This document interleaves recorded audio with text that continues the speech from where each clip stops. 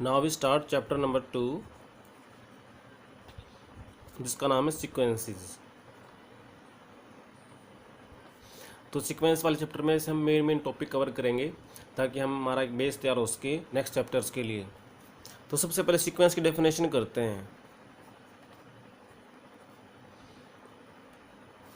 तो sequence actually है क्या? A sequence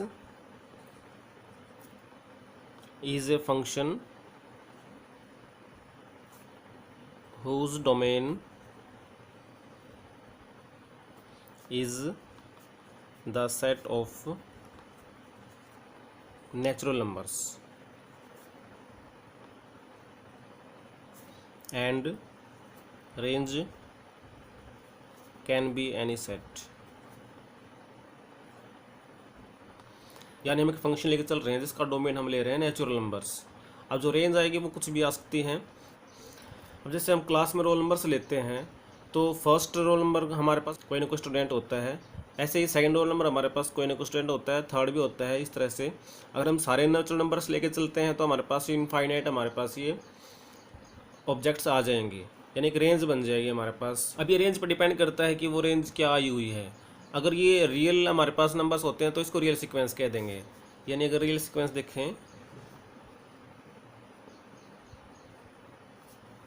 if the range of a sequence is a subset of R, so then the sequence is a real sequence। और हम इस chapter में जितने भी सीक्वेंस पढ़ेंगे वो सारे रियल सीक्वेंस ही पढ़ेंगे। तो देयरफॉर इफ़ ए एन अगर हमारे ने एक फंक्शन का नाम रखा फ्रॉम एन टू आर, तो देन हमारे पास सीक्वेंस बन जाएगी ए एन। ये इसकी नोटेशन हो जाएगी। हम ए एन लिख करके यहाँ पर ये एंगल ब्रैकेट्स लगा देंगे, इज़ ए रियल सीक्वेंस। और ए एन को हम लिख देते हैं। अगर हम इसमें एन की वैल्यूज रखते जाएंगे तो हमारे पास सबसे पहले जैसे 1 आएगा A1, फिर 2 रखेंगे तो A2 आएगा, फिर A3 आएगा एंड सो ऑन। तो ये हमारे पास सीक्वेंस को लिखने का तरीका हो जाएगा। यहाँ पर हम रूल बता देंगे क्या है और यहाँ पर एलिमेंट्स को लिख देंगे। अब जैसे बाउंडेड और अनबाउंडेड हमारे पास सेट्स होते हैं, वैसे ही सीक्वेंसेस भी होती हैं। तो बाउंडेड बहु सीक्वेंस कौन सी होगी? यानी कि एक sequence a n is called bounded above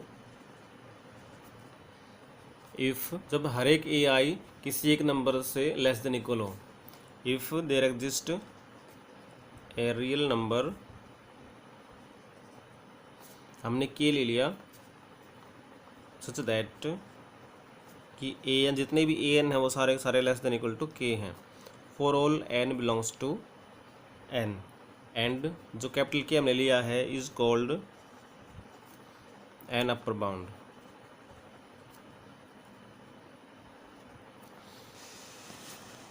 अब जैसे बाउंडेड बिलो देखें,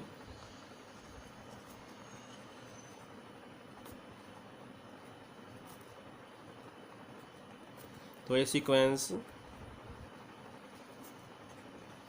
ए एन, ये सारे सीक्वेंस हम रियल में लेके चल रहे हैं, is called bounded below if there exist a real number. हम यहाँ पर स्मॉल के ले लेते हैं, सच दैट कि all a n are greater than equal to small k, for all n belongs to N. And इस small k को क्या कहेंगे हम?